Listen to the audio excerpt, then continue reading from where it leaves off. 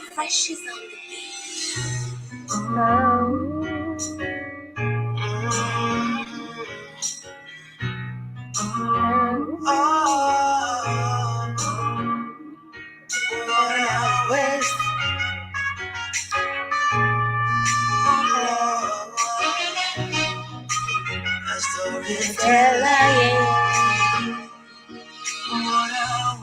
Baby, to make you say we are the heartbreak.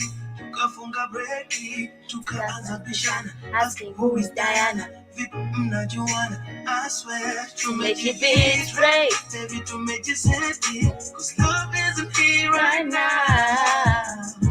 I guess we'll never know. History in the end. Kuja tumalize kinachoanza, baby ziandike, punguza drama, baby zitushike, wacha kishada.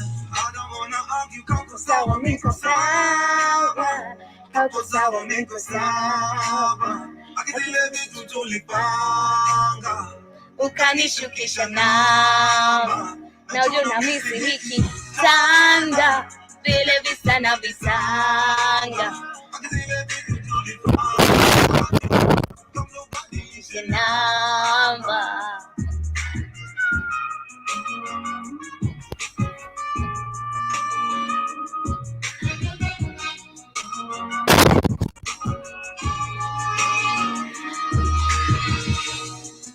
Bado wesamanga mimi psycho, na simu yako nilidelete namba zako, lakini bado kwa moyo.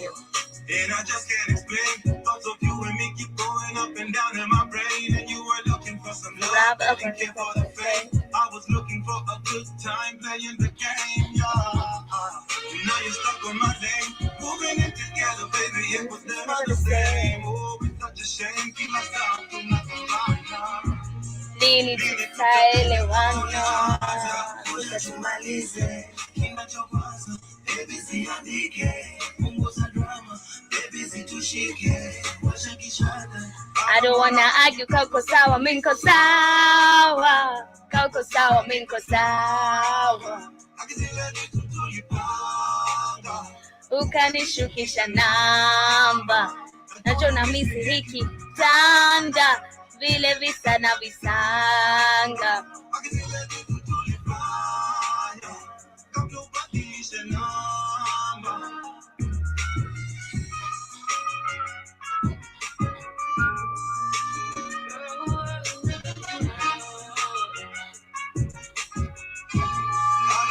Aju kako sawa, minko sawa, kako sawa, minko sawa.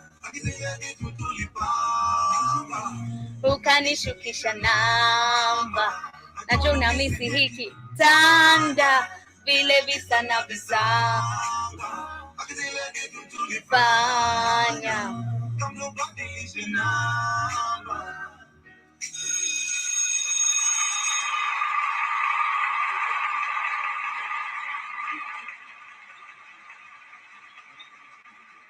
yes, wagwang, my people, how are you doing? Kama uko sawa, niko sawa. I hope you did get to jam onto that amazing jam from Mviri the storyteller, and also we have BN on that one, featured on that one. I hope you did get to jam onto it. It simply says, if you're okay, I am okay. But I hope you did get to jam onto it, even though you don't understand Swahili. Most of you don't understand Swahili, and I wonder, why don't you understand Swahili? And it is the most easiest thing to learn here on planet Earth. But anyway, Karibuni sana once again. This is the African Diary Show. My name is Katie. In case you're there joining us for the first time, kindly get to interact with us. Do let me know how you're doing today. Do let me know how is the weather on your side, and also what is the time on your end. We are at exactly 24 minutes to 3 p.m. right here in Nairobi. The weather is mostly cloudy, but the sun is out. We are at 24 degrees Celsius. I hope you're enjoying the day. I hope you're enjoying the vibes. I hope you're enjoying everything that is happening on your end. But anyway, you can get to interact with me and do let me know how you're feeling today. And of course, remember, we are live and interactive on our media handles. We are on Facebook, Instagram, Twitter, TikTok, everywhere at Black Hot Fire Network. We have also people listening to me via the radio station. Asanteni sana and Karibuni sana to another episode of the African Diary Show with me, your host, Kate Ndongo, or rather Katie, in the building. I hope we're gonna enjoy this amazing episode of the African Diary Show. And as before we even get back to the music and I get to jam a little bit, and come back with the quote of the day. I want to give you a hint on what we shall be talking about on today's episode of the African Diary Show. And this is something that has caught my attention because it has been happening for the longest time. It's just because we don't talk about it. But right now, I felt like we need to talk about this after 30 people lost their lives in Nigeria because of farmers herders clashes in in the region. And I felt like this is inappropriate. Why do we have farmers and herders fighting? And one of the reasons is because of drought and famine in Africa. But anyway, we shall not get into that right now. Let's get back to the music, and I hope you're gonna enjoy the greater jam I'm bringing out to you. But do remember, when we get back here, we're coming back with a quote of the day. So in case you're there, you have a quote of the day you'd love to share with us, please make sure you keep it coming. Also, in case you're there, you have some wise words to share with us, please make sure you write them down. I tell you every day, it is generous to be sharing some wisdom, or rather some wise words to people out here, and also advising the young people, also giving some a word of advice even to the elder. It is there's no age you can't be advised. So even if you feel like you're too young, even if you feel like you're too old to give a quote, or rather a a wise word, it is no, it is a big no, because we all, like, we don't you don't age to a place that you don't need to learn new things. No. But anyway, we're going back to the music. This is BN. The jam is a dimension. I hope you get to jam onto it, but don't forget to come back with a quote of the day.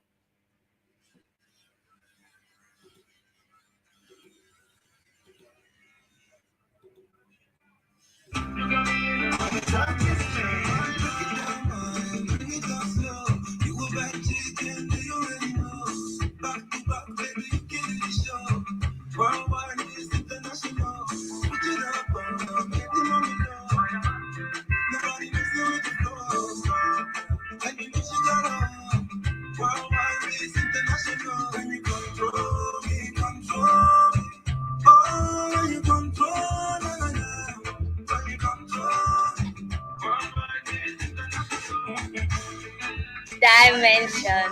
You got me in another dimension. Voila, another dimension. You got me in another dimension. Voila. You got me in another dimension.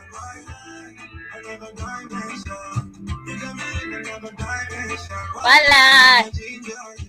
If you wanna chill with a winner, pull up on a nita, nikuonyeshe maisha, yeah. We wanna be, baby, I'm ready to go.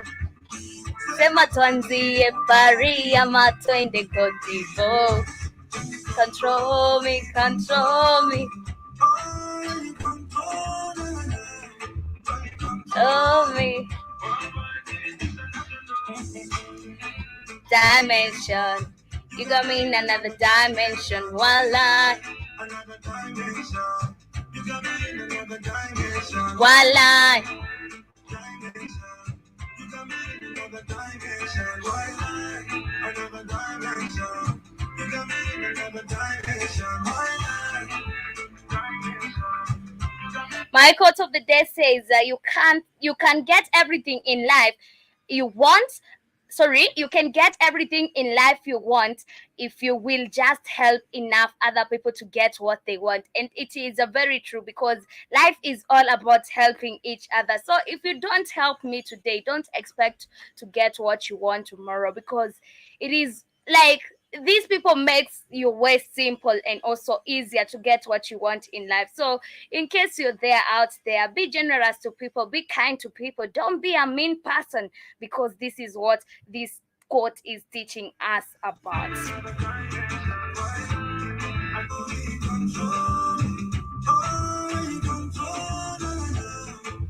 Control me.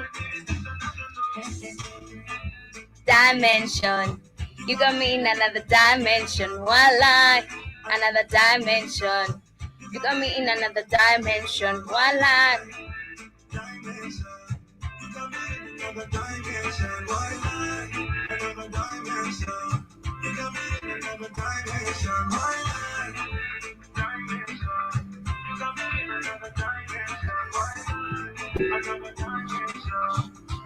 In another dimension. One line.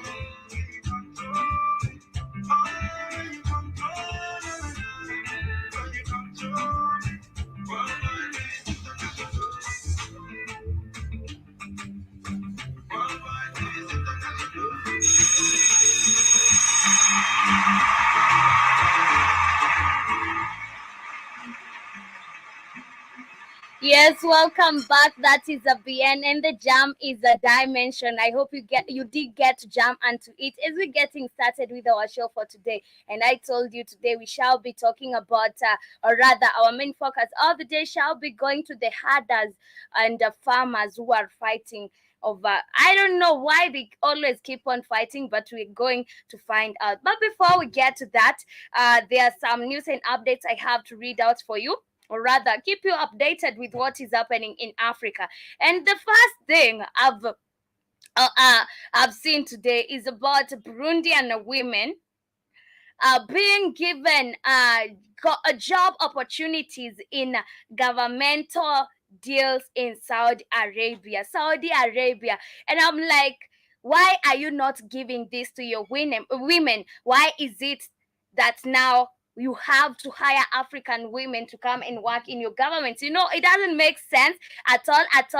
Yesterday we were talking about the Kenyan government saying that Kenyans can get to Canada very easily, and then we saw the Canadian government coming and saying, no, it is a lie. This is a lie. We don't want you here. We didn't say that you can come to Canada easily. So it is crazy, and also it is like weird how now Arabics are saying that, or rather Arabs are saying that now we need Burundian women to come and work in Saudi Arabia. But anyway, 11 Burundian women have left for Saudi Arabia to work as domestic workers in a government-backed scheme to curb illegal migration. Why is the government of Burundi making sure, or rather traveling or migrating their own people to Saudi Arabia? Why are they taking them there?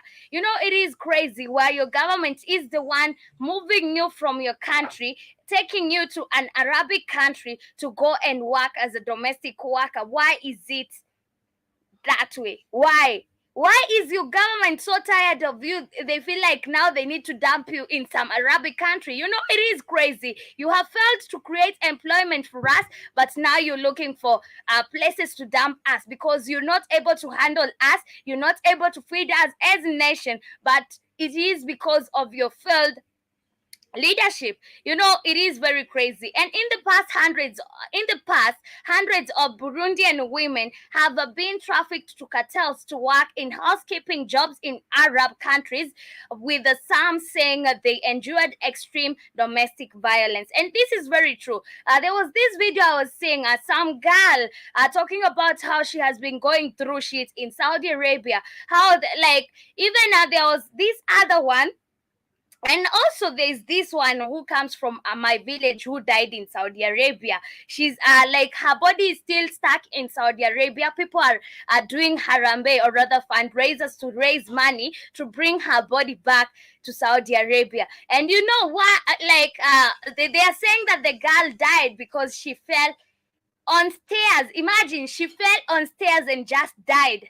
She was walking and then she just fell and died. But when you look at now the photos of the girl being showed, it's like this girl was pushed with a lot of pressure, because there's no way you can just fall and die. It doesn't make sense. And also, it's not a big distance from where she fell from, so it doesn't make sense. And I feel like now she was killed. But what I'm trying to say is, we know that these countries that now we as Africans are trying to go to are not safe places, and also the government knows this. But why do they keep on encouraging us to go and look for job opportunities outside our continent? It's because they have failed to provide job opportunities for us. It is because they have failed even to take care, or rather cater for our needs as their citizens. And they are our workers. But just because they have failed, now they show us it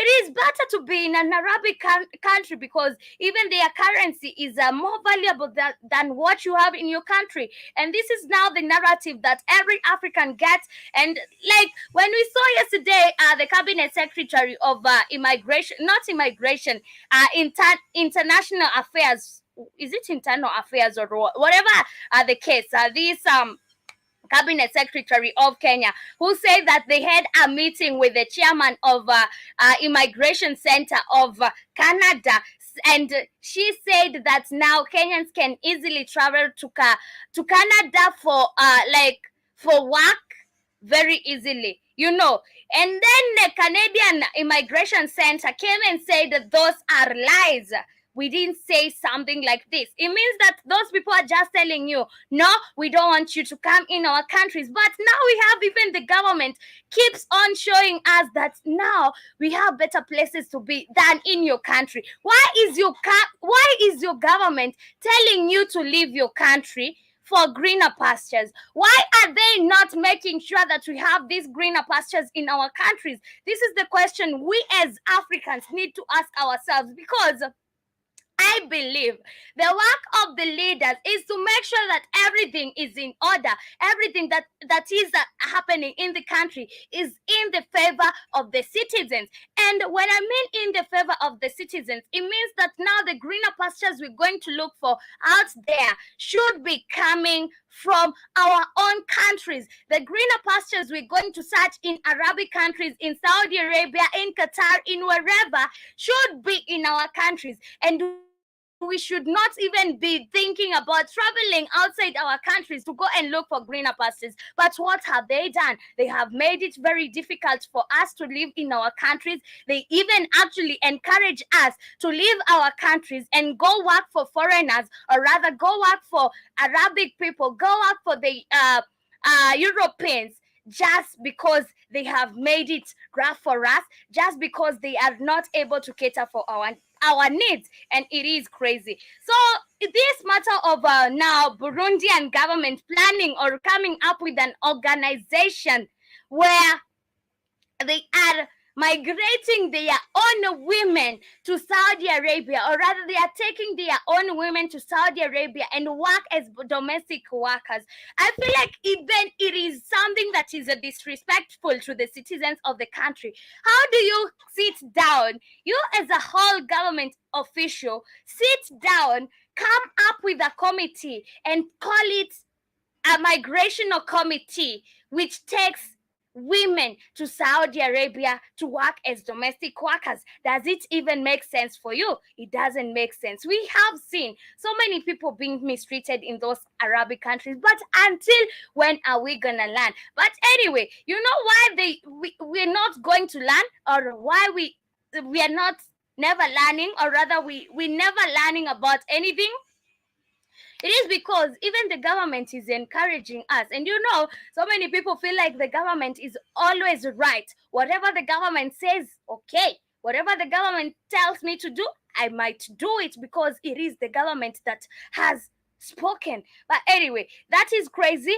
And I feel like now African people, we need to wake up. Like the Burundian people, you should be the ones telling the government, no, we refuse about this. You cannot sit down, come up with an organization, rather a committee, or rather whatever it is, to send our women to Saudi Arabia. And it feels like now the government is benefiting from this, because I believe, whatever the government does, because these people are puppets, The people we call the governments are puppets. Whatever they do, they make sure that it is benefiting them. No matter what percentage they're getting from it, it is benefiting them. So I feel like even the Saudi Arabia government is paying them for them taking their women there. I feel like this is what is happening because it is a scheme. It is a scheme. Why would a government sit down and decide, okay, we shall start taking our women to Saudi Arabia to work as domestic workers? Doesn't even make sense. But anyway, what continues is I'm extremely happy after most of 4 years of joblessness. 22-year-old Aline Niyakwazira from southern Burundi told the BBC at Bunjubura's airport on Wednesday. Sorry, and Jean Bosco Bizuru from a local recruitment agency said that they had trained the women in their housekeeping jobs they will be doing in Saudi Arabia, and they are proudly telling them this. And Burundi has a high rate of unemployment among young people. Who makes this rate so high like this? It is the government. It is the government. Why don't they provide employment for the young people? It is the government that has made it so bad that we have these high rates of unemployment. But what he's saying is Burundi has high rates of unemployment among young people who make up more than half the country's population. Epimeni Bapfinda, an official in the Foreign Affairs Ministry, said more than 75,000 jobs of Burundians will be available in Saudi Arabia.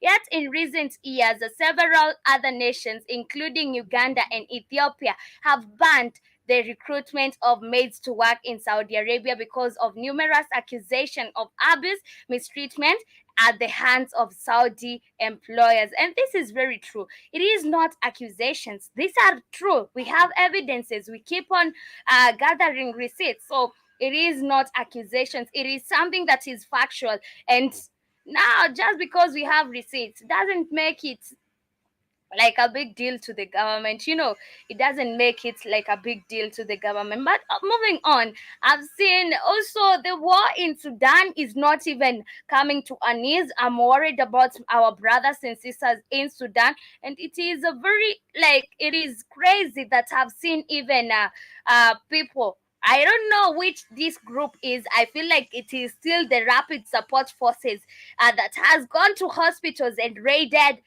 life support machines. They have raided them, they have stolen them, and I feel like now their agenda is agending because they want to kill people, they want to kill more people, and it is crazy. But what is happening is airstrikes have pounded a part of Sudanese capital, that is Khartoum, as further fighting erupted near a military camp in the southern of the city. Sorry, in the south of the city. The army has used air power and heavy artillery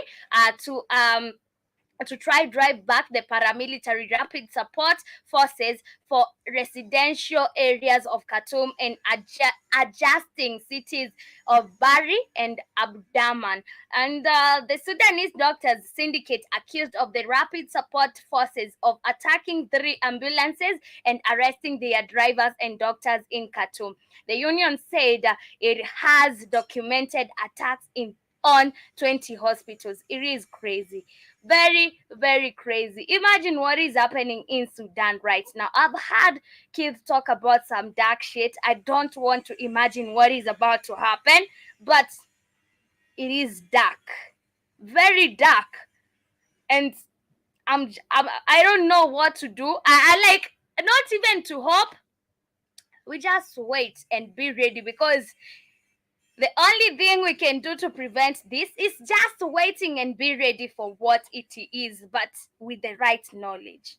It is only with the right knowledge. So, in case you're out there, please make sure you are knowledgeable enough to fight whatever is coming. But anyway, moving on, I've seen also still in Sudan Army Chief has appeared in a rare video armed with a rifle. Imagine, they are making even people who have never held guns to hold them. Yesterday I was talking about an accountant who have never used a pistol to hold an AK-47 rifle, and the Sudanese army has published a video showing its leader, General Abdel Fattah, walking among cheering soldiers at a known location in the capital, Khartoum. The rare 23-second video published on Wednesday shows General Burhan in armed with a rifle and a pistol. He is seen clad in a military outfit, shaking hands with the cheering lead soldiers. And the fighter commander-in-chief of the armed forces among his soldiers at field, the video headlines read. This is the first video of its kind since the ongoing armed conflict began on 15th April between the army and its rival, the paramilitary rapid support forces. However, in the early days of the fighting, General Burhan was seen together with the other military leader commanding soldiers from inside an unknown building in Khartoum. Both the army chief and his rival, Commander General Mohammad Hamdan, popularly known as Hemedti, have sought to boost the morale of their respective battling forces. And the Hemedti also made a similar appearance at a known location in Khartoum. He also recently denied in an audio message that he was killed.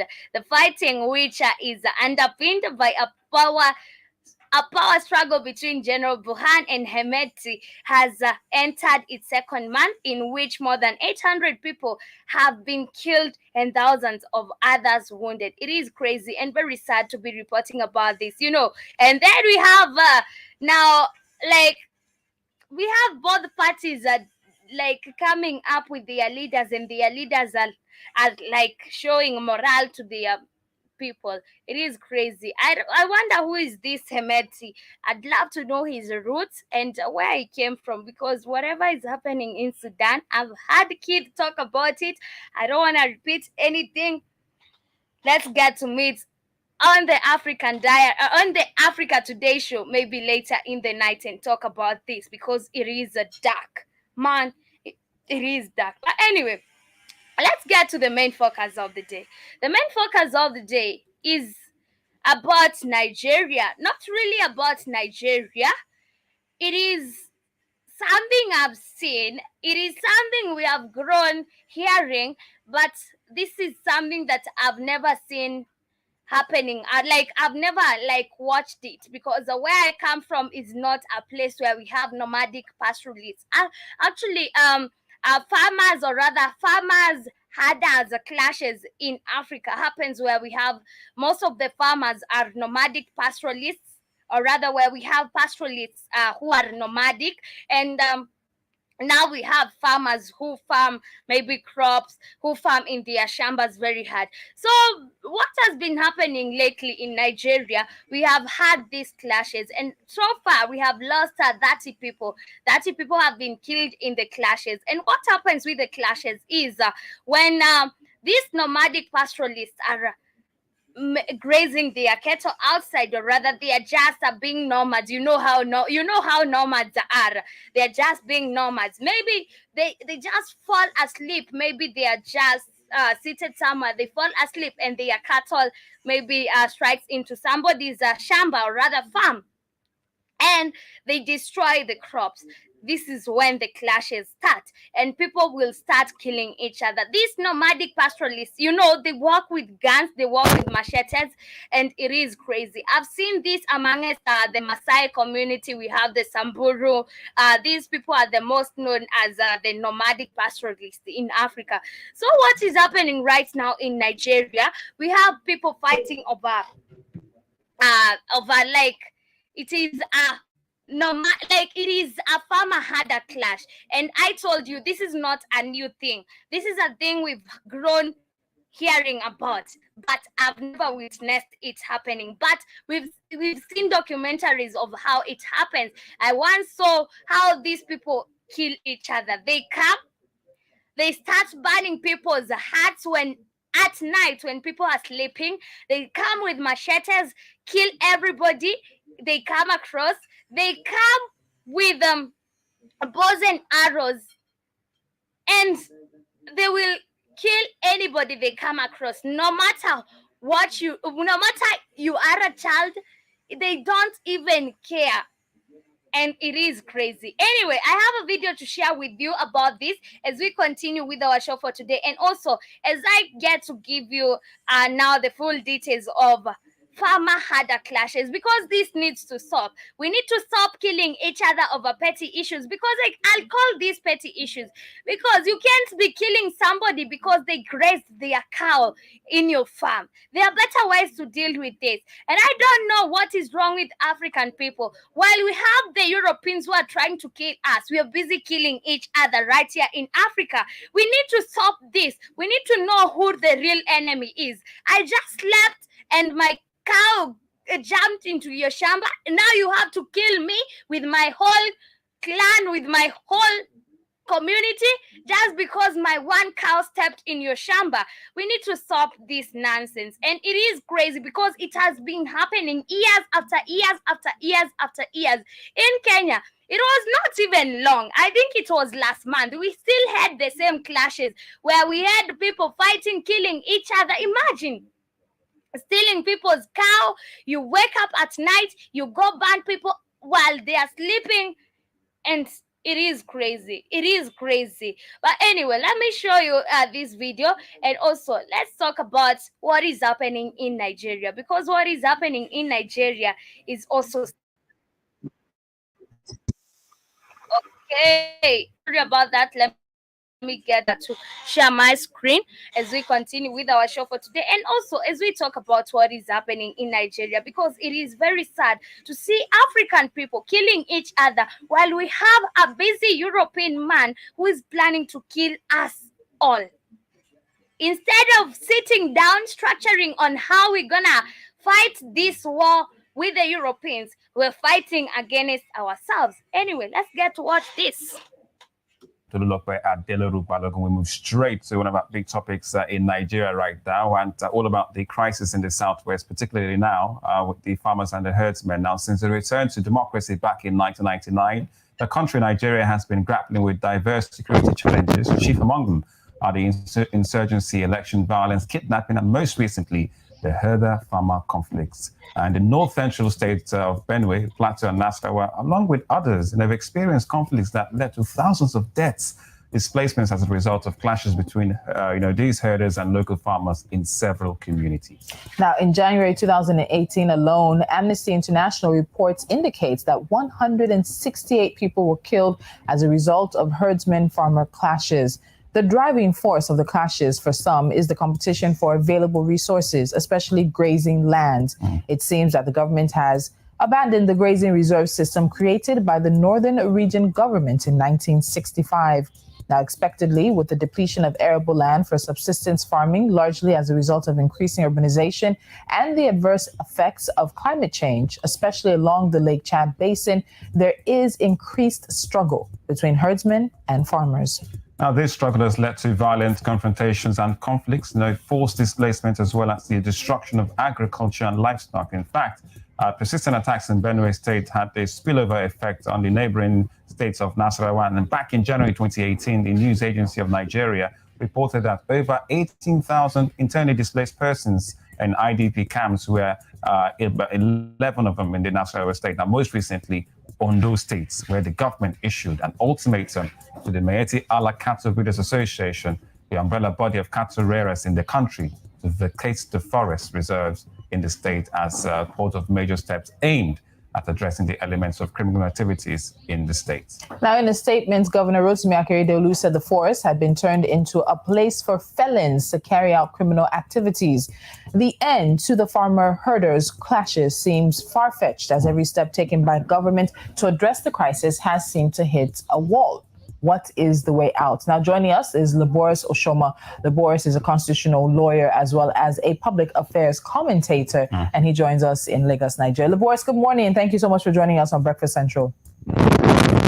Yeah, good morning. Good to see you. All right, so we've gone through some of the issues in terms of what is pushing a number of the herders, especially from the Lake Chad Basin area further south and further into some grazing areas. But it's not just that. There's also, of course, the fact that some say some herders are coming from outside of the country. So looking at this situation holistically, what have been the major factors, in your opinion, that continue to fuel this crisis over the years?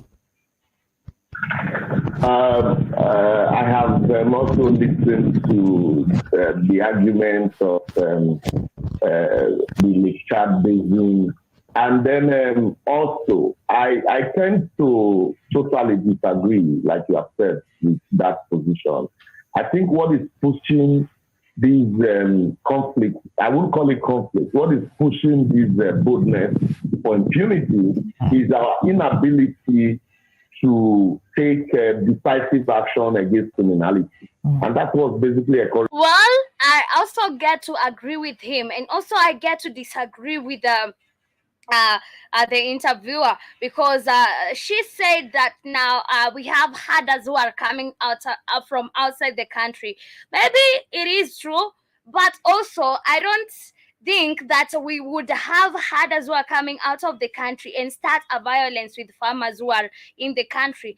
It is quite not making sense, but also I think this is stupidity, and also like this man said, or rather, like this lawyer said, it is because they have failed or they have lacked ways to deal with criminality.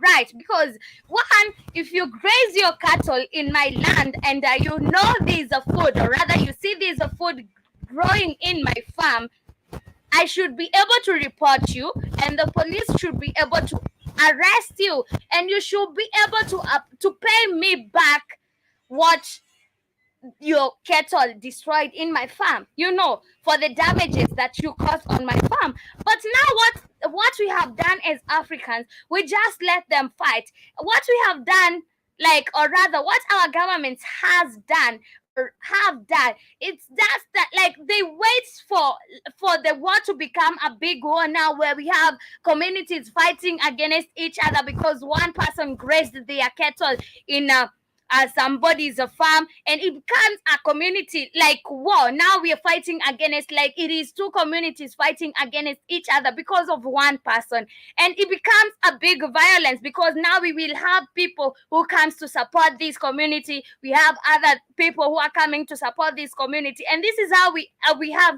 now, or we end up with such a huge number of lives lost in such wars. But also, imagine we would be if we would be having better ways of punishing people like those, because that is criminal offense, or rather it is criminality. If you graze your cow in somebody's farm, that is a crime. You should be able to be punished, or rather you should be punished, and you should be able to compensate for the damages you caused on somebody's farm. But we don't have laws like those. We don't have rules like those. We just wait for people to fight, and this is why we have people taking actions on their hands, because they know it is war. It has always been like this. When somebody grazes their cow in my farm, it has been always violence. I need to kill that person. I need to kill that cow. And it becomes a war. Why don't we find better ways of dealing with criminality in Africa and stop this narrative of people died because of farmers or because of farms and cattle? Why is it always like somebody was grazing some people's, or rather there was cattle rustling? It has been very crazy. We have also seen where communities are raiding cattle amongst themselves, and also it has resulted to so many deaths, especially I keep on saying this only happens in the nomadic pastoralist area, where we have nomadic pastoralists. And I don't know what is wrong with these people, but anyway, what is wrong with them is because they count their wealth in the cattle they have. Imagine now you had 100 cows and you find one day your half of the cows are gone, and you know the person who took them. You know what they do? They don't fight they don't look for legal ways of dealing with that. They wake up, they decide it is a machete for me. I might slaughter that person. I will kill that person. This is what happens to these people. And I feel like also these people are very illiterate, because you don't just wake up and decide I'm going to kill a person because they stole my cow. I feel like also these people are very illiterate, and we need to make sure that these people are literate enough to find better ways of dealing with their problems. Because if you upset a person like this, these are the people you find killing each other, slaughtering each other, and these are the things they do. When they come here, maybe in the urban cities, they do the same, because they are used to seeing it. In the villages, they just kill people, and it is crazy. Good afternoon to you too, Jiba Jaba, Karibu Sana. But anyway, let's continue. And then, like they say, in a state of lawlessness, it is illegal to be law-abiding. And so, when you allow lawlessness to fester, in the Niger Delta, if you remember in the Niger Delta, there was a time when boys took up arms against the state and started blowing up pipelines. And then the government compensated them with amnesty because you had a president from that area, a vice president there. Now also, when this issue of Boko Haram started, we treated it with kid gloves. And then it snowballed into other things. And, they emboldened people to go into criminality. And then you had some people disguising also as a headsman. And then gradually, even the headsmen, including villagers collaborating with headsmen, also went into the trade. It became a free for all. And then when you have the conspiracy, the kind of conspiracy of silence that you have from the center, then you're going to have, the kind of situation that you have, where governors would gladly say that they have to pay others to stop killing. So what is happening in Nigeria? We have lost 30 lives. And these are people killing each other, okay? And this is not even yet done. Like, these people are still fighting. Right now, as we're talking, they're still fighting. And what is happening? More than 30 people, actually it is more than 30 people, have been killed in clashes between hunters and farmers in central Nigeria's Plateau State, a local official said on Tuesday. The region on the dividing line between Nigeria's mostly Muslim north and mainly Christian south has for years struggled with ethnic and religious violence. Also, there's something wrong with that area. So, what happened? The incident has affected more than 30 people. They lost their lives. Plateau State Commissioner of Information and Communication Dan Majang told AFP. He said the clashes took place on Monday between herders who are most often Muslims and farmers who are generally Christians. Police said the violence took place in various villages in Boy in Mango district. At about 11:56 a.m., a distress call was received. Police spokesperson Alfred Alabo said, with a report of gunmen shooting sporadically. And the security officials were deployed to the area, he said in a statement, where they engaged the hoodlums, a term used in Nigeria. And the violence in northwest and central Nigeria has spiraled more from tit-for-tat killings into a broader criminality, with the heavily armed gangs attacking villages for raids, mass kidnappings, and lootings. And I told you, it is always tit-for-tat. Okay, they grazed their cattle on our farm, so tomorrow we're going to kill all those cattle. This is what happens. Imagine, it is what happens. So, as we speak, the culprits are on the run, while officials are still on their trial with the aim to ensure that they are neutralized and if possible arrested. The chairman of Mango district has imposed a 24-hour curfew, he added, to ensure that the crisis does not escalate to other areas. In April, nearly 50 people were killed when gunmen attacked a village in neighboring Benue state in violence local officials blamed on herdsmen. Benue has been among the hardest hit by intercommunal clashes between farmers and herders who are accused of destroying farmland with their cattle grazing. And I told you, it is all about grazing on other people's land, which is very crazy. President-elect Bola Tinubu, who takes the helm of Africa's most populous nation later this month, is facing multiple security challenges. And it is crazy. It is crazy that even your country cannot help the situation. It is now among people to start realizing that this is not helpful. We have a common enemy to fight. We are not supposed to be fighting against ourselves. I see Jiba Jaba, you're saying, are these international corporate farms encroaching on traditional hardlands? No, it is not international corporate farms. These are just like the way I would own my own farm, and now some herders decide to come and graze their cattle on my farm, and maybe I have planted my plants and crops they are growing there. So this is why we have people fighting against each other all the time. Also, let me show you a video of okay, let me just see. Okay, I have this one to share with you to show how to show people how these people get to kill each other with all those machetes. Okay, let me show you. This is a video of a man who was hurt with a machete because of the same issue.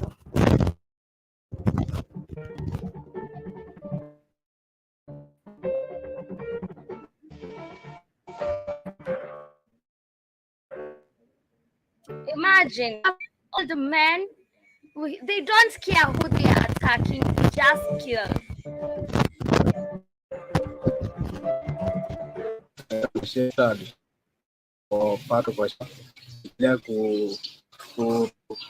Kupalilia ndo hapa bado sisi tulikuwa kwa nyumbani tukapata ripoti amekatakata kwenda huko tukapata waria wamekuja hapo, waria vijana watatu na mzee mmoja wakamkatakana, na hii shida ipo kwa muda mrefu juu miaka hapo nyuma alichukua ng'ombe zetu karibu ng'ombe 20 na mbuzi na wakaenda nazo na kuchukua kwa boma mengine. Tumejaribu kufuatilia kwa serikali lakini hakuna usaidizi tunapatanga.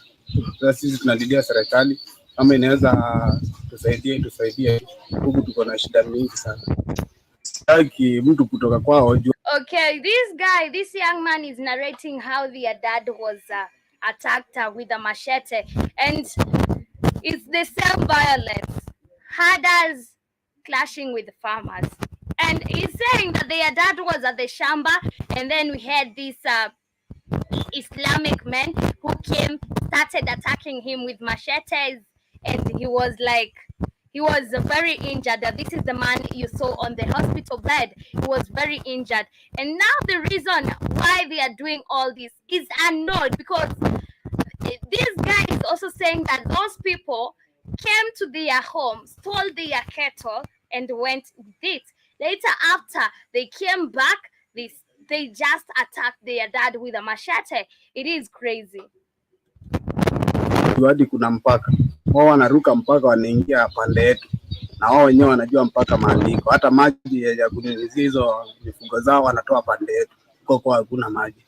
Sasa wakikuja kuleta ng'ombe zinangamia zikunywe maji, wanarudi tena wanaziingiza kwa mashamba za watu huko. Sasa hata unapata hakuna kitu unaweza vuna, vitu zote zinakuliwa na hizo. Keith, I see you asking why these people do this. I think one, we will blame drought and famine, because where you find people are mostly nomadic pastoralists. Maybe there's no food for them to give to their cattle. This is why you'll find them taking their cattle to people's farms, which is not right. And this is why we have these clashes all the time. And who is to blame about the drought and famine in Africa, or rather in our countries? It is these people we call leaders.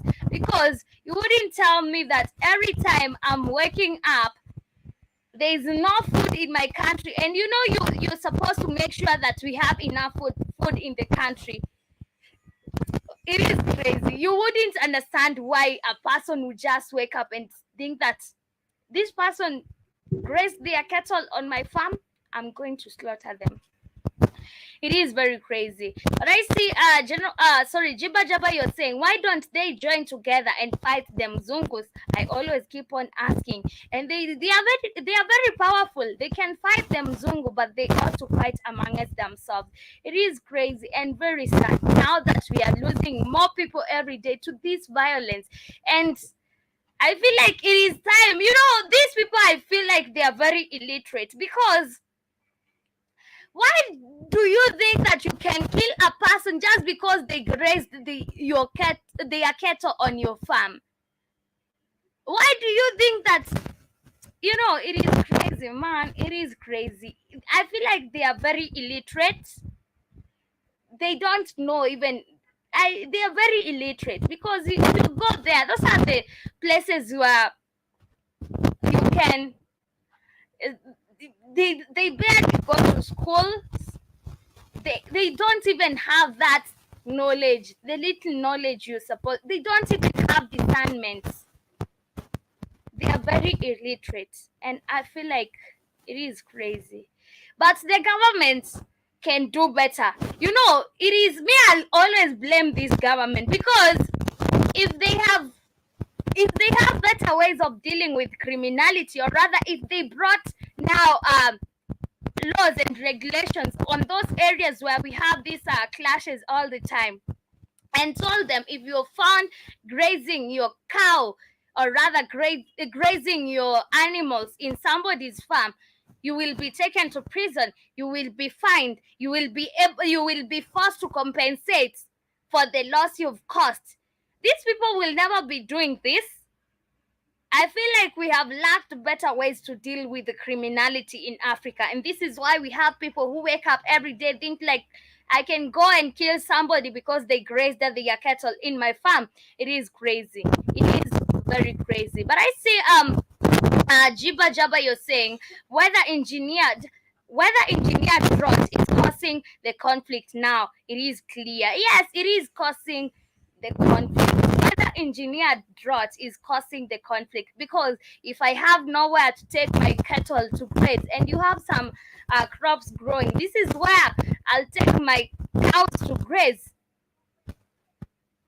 This is why I'll take my cows to graze, because I'll not watch them die. You know, I'll never watch them die, and the neighbor is farming some crops on their farms. You know, I feel like now it is droughts. We can blame a big blame on the droughts, and it is drought engineered. So it is, you know, after all, we go around like this and come into one conclusion. All the problems we have in Africa, they are always engineered, and they are always connected. They are always engineered. They are always brought to us.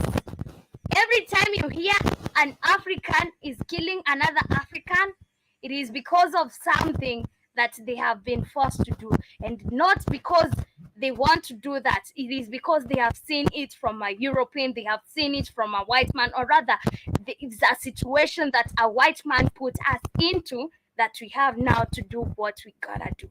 But anyway, I think if you're saying they are KT, yes, they are very illiterate, because a person who is thinking they can just compensate a life with a cow, it's just crazy.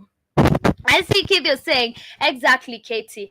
That would stop the problem. Yes, it would stop the problem, but just because now you're talking about it, it doesn't mean anything to the government. Instead, the government now sends it sends the military, and the military, you know, when the military gets to the area, they start spraying gunshots to everybody. They start killing people.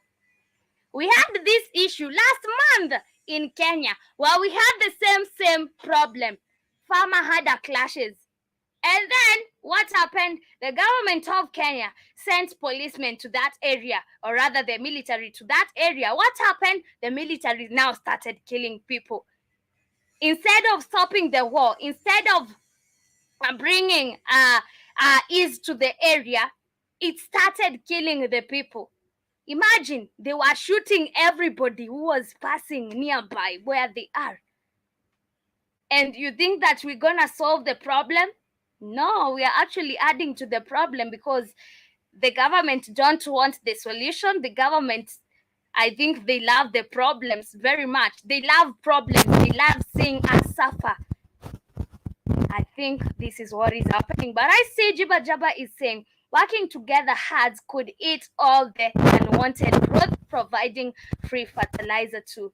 Yes, but farmers, you know, General Mosquito, what happens is maybe you have planned your shamba very well, you have planned your farm very well, you have cultivated, you have put your crops, and you're waiting for them to grow.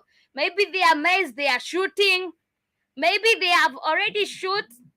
Now you're waiting for them to grow, and you're waiting for you to go and pick them. Then suddenly there's a cow in your shamba, and it's eating all you have been working for. You know, it doesn't make sense. But anyway, I see General Mosquito, you're saying Amani to you too. And Kid is saying, I was thinking the same thing happens in Kenya, and you think you are different people. No, we are not different. This happens even in Sudan, Kid. The surprise. This happens in Sudan. It happens in Kenya. It happens in Ethiopia. I've seen also this in Tanzania. Surprise! It happens still in Tanzania with the Maasais and the people living now near the Maasais. Yes, it happens there. It's like, you know, this problem is always with these guys who call themselves the Somalis, or rather they call themselves the Muslims. And I don't know who told people that, just like I used to tell you, kids, I grew up knowing that now a Muslim is ethnicity, that other than a religion. I used to think that, and now people always think that being a Muslim is an ethnicity. It's not a religion. So we have people calling themselves Muslim, and they don't even go to mosques. They are just Muslim because they look like Muslims, but they are Somalis. So we have the Somalis. It happens where we have the Somalis. We generally where we have cattle rustlers, and you know, cattle rustlers, they are just nomadic pastoralists. People like Maasais, people like the Samburus. It is always happening in where you find Maasais. Those problems are always there.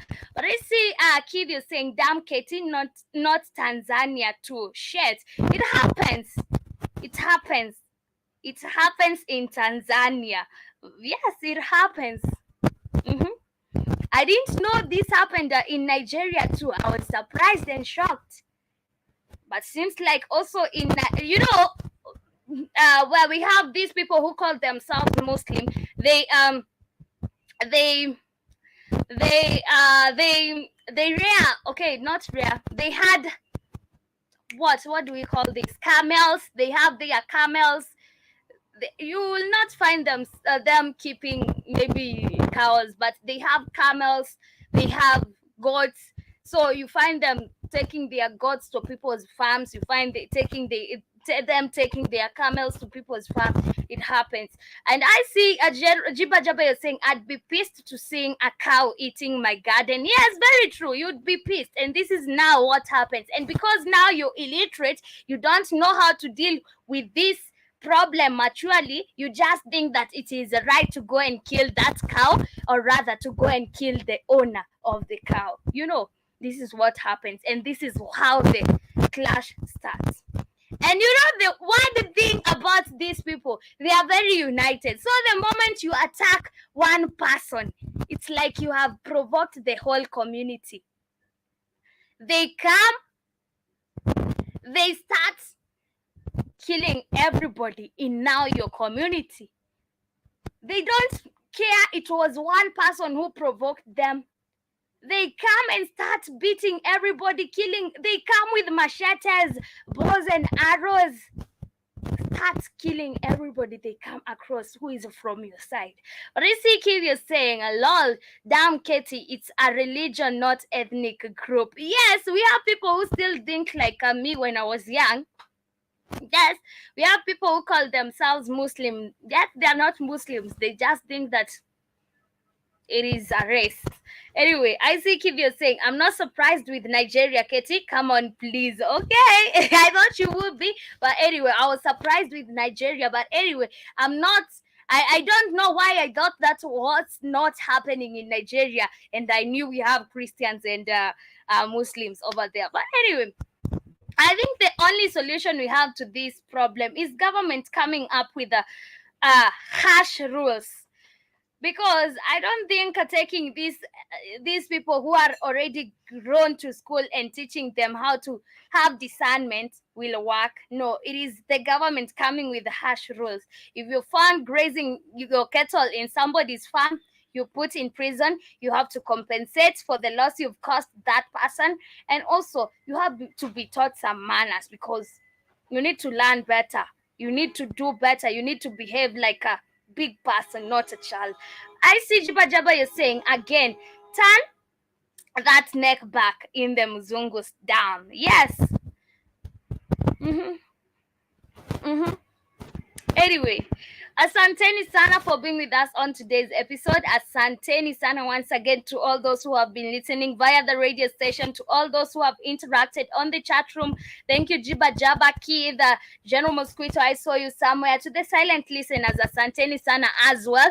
I hope you have enjoyed our conversation for today, and also I hope you have learned a thing or two, and I hope we find better ways of dealing with the such clashes, because we don't want to lose people, more people every day. We need these people strong and healthy to fight them Mzungu. We don't need them dead. But anyway, asanteni sana. Hope to see you tomorrow on the African Diary Show. But anyway, catch us live on the next episode of the Rhythm Scoop Show. Kwaherini. I see Jiba Jaba, you're saying off topic. Nice hat. Thank you very much, Jiba Jaba. Asanti sana. And I appreciate the comment. But anyway, Kwaherini, I'm leaving you with this jam. This is BN, and the jam is the dimension. Get to enjoy the rest part of your day. Don't forget to join us on the next episode of the Rhythm Scoop Show. And before you leave, kindly smash the like button. Yeah.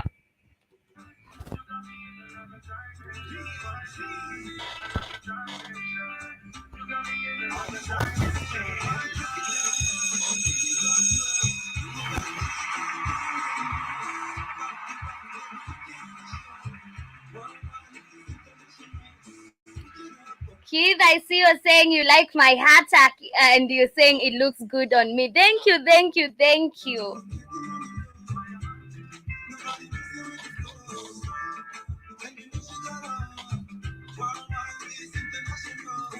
Control me.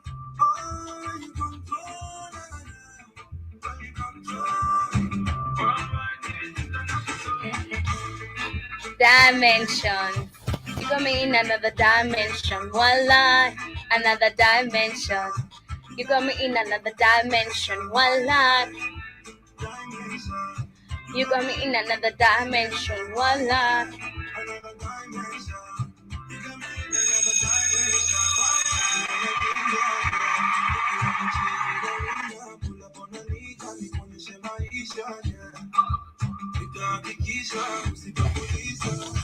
Where you wanna be, baby, I'm ready to go.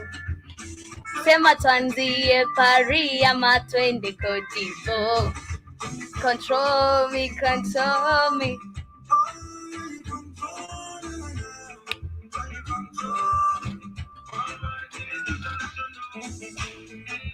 Dimension. In another dimension.